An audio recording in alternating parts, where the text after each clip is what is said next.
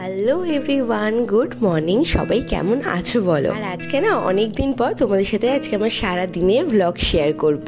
আজ মানে 17 জুন হলো আমার বার্থডে। তো আজকে সারাদিন কি কি করেছি সেগুলোই আজকে তোমাদের সাথে শেয়ার করছি। প্রতিদিনের মতো আজকেও আমার সকালটা শুরু হলো রাধা কৃষ্ণর সাথে। তারপর এখন রেডি হয়ে নিচ্ছি একটা স্পেশাল জায়গায় যাবার জন্য। চলে দমকা প্রেমের গল্প বলে, শুকনো পাতার সন্ধে বেলার গান, কোন হরিণের দুষ্টু ছায়ায় খেলনা দোকান ডাকছে রে, ভুল করেছি আর যাব না মিথ্যে মায়ায় চমকাবো না। আমি এবার পুরোপুরি রেডি হয়ে গেছি। এবার যাবো সেই স্পেশাল জায়গায়। সেই জায়গাটার কোথাও না, আমার খুব প্রিয় জায়গা বিপত্তারিণী মায়ের মন্দিরে। মন্দিরের ভিতরে তো ঢুকে গেছি। এবার মিষ্টি, মোমবাতি, ধূপকাঠি সবকিছু নিয়ে ঝুড়ি নিয়ে মায়ের কাছে চলে এলাম। কতদিন পর এলাম জানো তো, আর এসে না সত্যিই খুব ভালো লাগছিল। চলো তোমাদের একটু কাছ থেকে মায়ের দর্শন করাই। এবার আমিও বসে গেছি পুজো দিতে। পুজো দিয়ে চলে এলাম মায়ের পা ছোঁয়ার জন্য। দেন পুজো দিয়ে পুরো মন্দিরটা ঘুরে ঘুরে দেখছিলাম। জানো তো এখানে এতবার এসেছি তাও মনে হয় না কিছু যেন না দেখি, সবই যেন মনে হয় আবার নতুন করে দেখছি।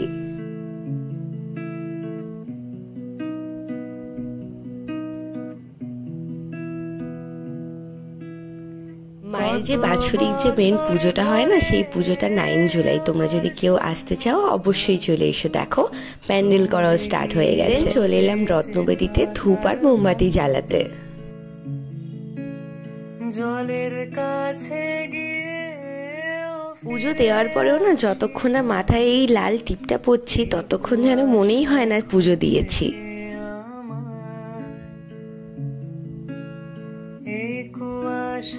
অনেকটা বেলা হয়ে যাওয়াতে খিদেও খুব জোরে পেয়ে গেছিল, তাই আমার আর ভাইয়ের জন্য কচুরি আর জিলিপি নিয়ে নিলাম। দেন কিছুক্ষণ পরে এই টিপটা খেতেই আমাকে পুরো মঞ্জুলিকার মতো লাগছিল। কচুরি নেওয়াটা কমপ্লিট। এবার চলো ঝটপট করে বাড়ির দিকে যাই। বাড়িতে গিয়েই ফার্স্টে প্রসাদ আর জল খেয়ে নিলাম।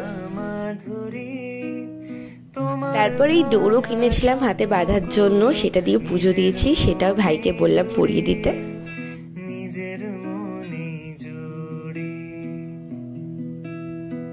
দেন প্রচন্ড খিদে পেয়েছিল, তাই কচুরি জিলিপি নিয়ে বসে পড়লাম সকালের ব্রেকফাস্টটা করতে। দুজনে গল্প করতে করতে ব্রেকফাস্টটা সেরে নিলাম। আর এই কচুরিটা না অসাধারণ ছিল।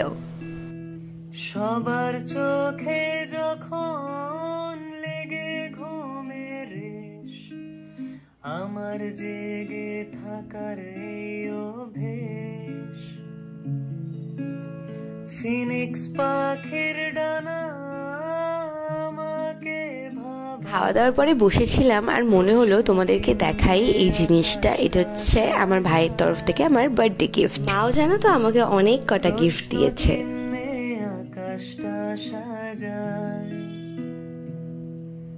আমি নিরুদ্দেশের ঘুড়ি, যে আমাকে খুঁজবে ভালো তার আকাশে উড়ি, আমি ঝড়ের পূর্ব সুড়ি। দেন সোজা চলে এসেছি বিকেল বেলা, রেডি হয়ে বেরিয়ে পড়েছি। আর আসতে না আসতেই আরো একটা গিফট ওপেনিং হচ্ছে। কোড়াও স্মৃতির নুড়ি, আমি বাউন্ডুলে ঘুড়ি, যে আমাকে বাসবে ভালো তার আকাশে উড়ি, আমি বৃষ্টি। দেন ঘড়িটার ওপেনিং করে আমার হাতে পরিয়ে দিল। আর সব গিফটের মতো ঘড়িটাও আমার খুবই পছন্দ হয়েছে।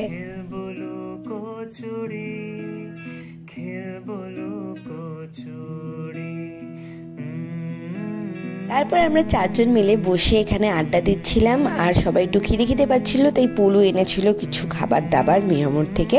তো সেটাই আমরা একটু খাওয়া দাওয়া করে নিলাম। 4 জন তো আমরা ছিলামই। তারপর আমার বাকি সব বন্ধুরা এসে গেছিল আমাকে বার্থডে সারপ্রাইজ দিতে। আর দেখো এই দুই ব্যক্তি সৌমিয়া স্বাগত আমার বার্থডের জন্য কত কত গিফট এনেছে জানো। এগুলোই সবাই বললো একটা একটা করে ওপেনিং কর আর দেখা, সেইটাই করছিলাম আর কি।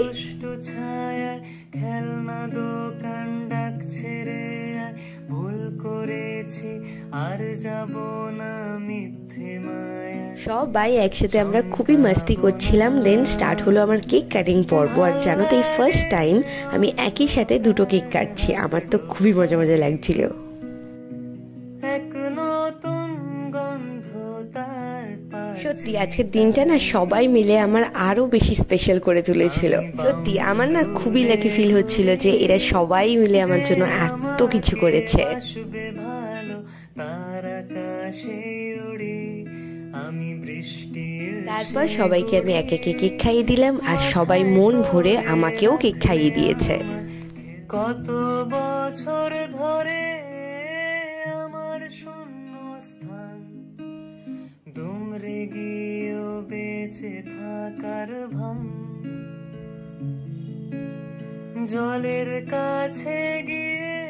কেক কাটিংটা একটু ভদ্রভাবে হতে সবার মনটা কেমন কেমন করছিল, তাই সবার কেক প্যাক এক্সপেরিমেন্টটা আমার উপরেই সেরে নিল। কি আর বলবো বলো, সবাই একটু মজা নিচ্ছে, নিক নিক। অ্যান্ড শেষে একটাই কথা বলতে চাই, সবাইকে অনেক থ্যাংক ইউ। এত কেক কাটিং এর পরে আমরা আবার চলে এসেছি কেকের দোকানে, কারণ বাড়িতেও তো একটা সেলিব্রেশন বাকি আছে এখনো। দাঁড়াও দাঁড়াও।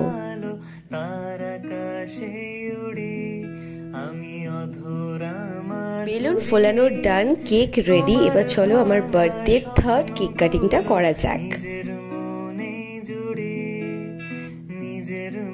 হ্যাপি বার্থডে টু মাকার জন্মদিন।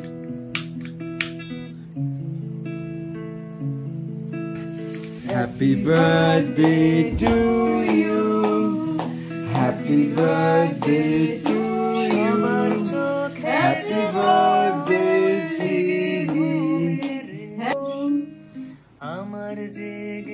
তারপর আসার সময় রাত্রিবেলা খাবার জন্য নিয়ে নিয়েছিলাম চিকেন চাউ আর চিলি চিকেন। তিনজনে বসে গল্প আর ডিনার করতে করতে এবছরের হ্যাপি বার্থডে এখানেই শেষ হলো।